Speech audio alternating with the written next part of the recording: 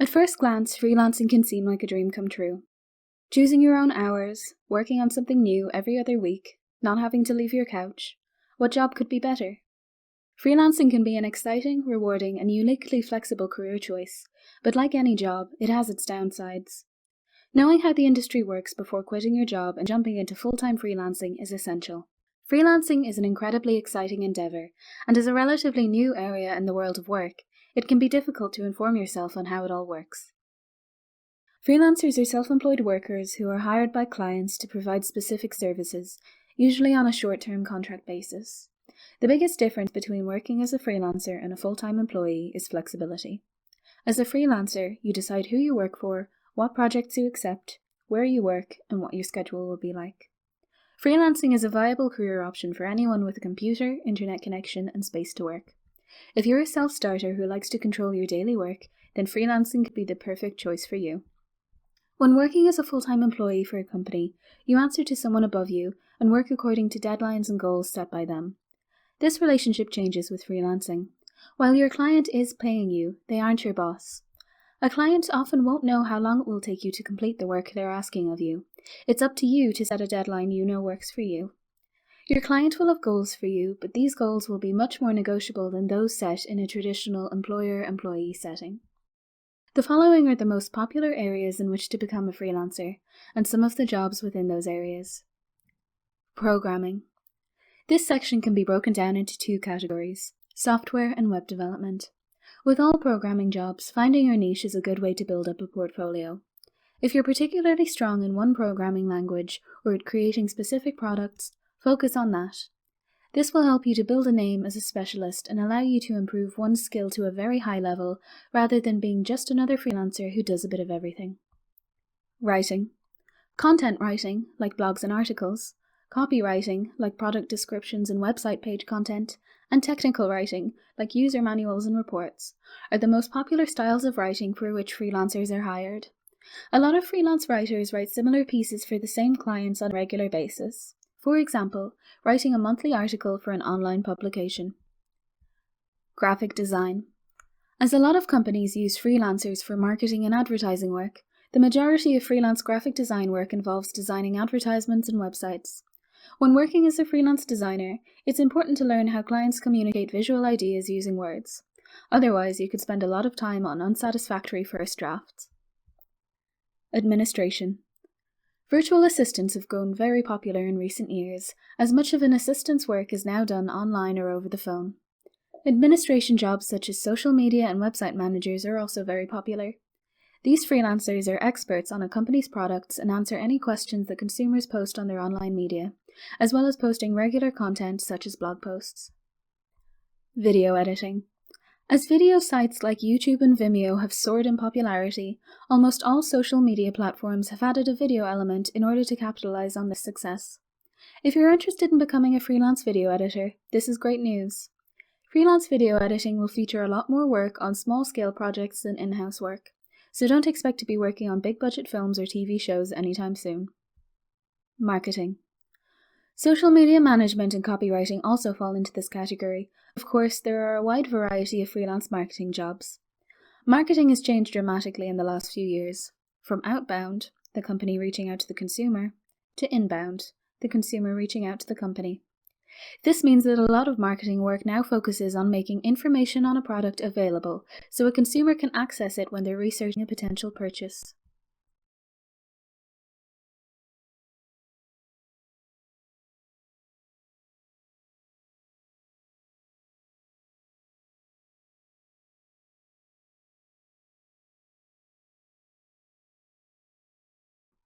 While some freelancers use a blog or email newsletter to find clients, there are dozens of freelance platforms that help beginners to find work.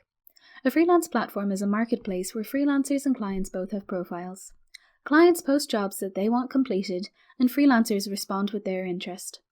When you speak with a client, you tell them why you can do this job well, and the client can view your profile, which is discussed more in Chapter 3, examine your portfolio, and see reviews from other clients.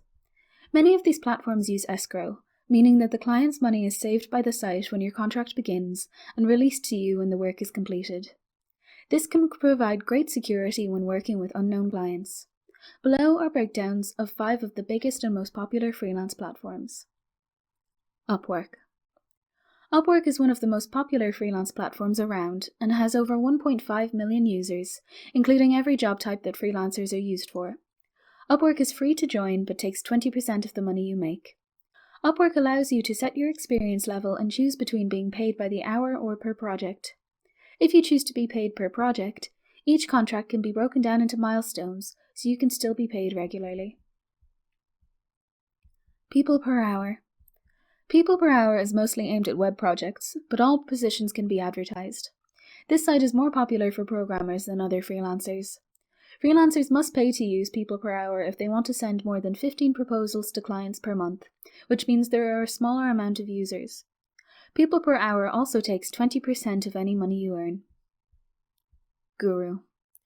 Freelancers can see how much a client has spent through Guru before working with them to see if they are viable and how much they can expect to earn. Guru has a daily job matching feature to let you know about jobs that might suit you, as well as a workroom to help you manage your projects. Guru takes 8.95% of your fee if you have a free account, and 4.95% if you pay a monthly subscription charge of $39.95. TopTal. TopTal does not cater to all freelance areas. It exclusively provides web developers, designers, and finance experts. TopTal is also exclusive when it comes to the freelancers themselves. The site employs an extensive screening process and only accepts those with a high level of experience. It boasts that it only accepts 3% of the freelancers that apply to the site. This high level of member means that rates on TopTal are higher than other sites. Freelancer. As well as hourly and long-term contracts similar to other sites, Freelancer offers contests, where a client posts a job with a money prize and freelancers bid on the project with their submissions. Freelancer takes 10% of the money you earn.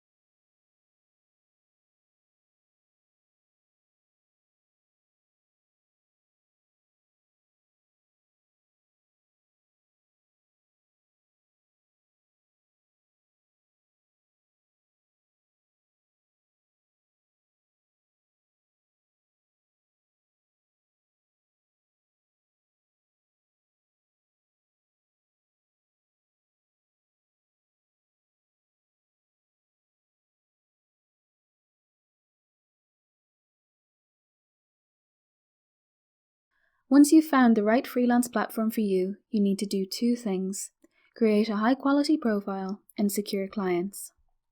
Creating a profile. A freelance profile allows potential clients to learn about you and view your portfolio in one place. Think of it as a more detailed version of a CV and cover letter. Your profile will be formatted in different ways depending on which platform you use, but the 2 key elements are a description of your skills and a strong portfolio. Most freelance platforms will have beginner guides that help you to create a solid profile. While these are a great place to start, make sure to add something extra that's unique to you.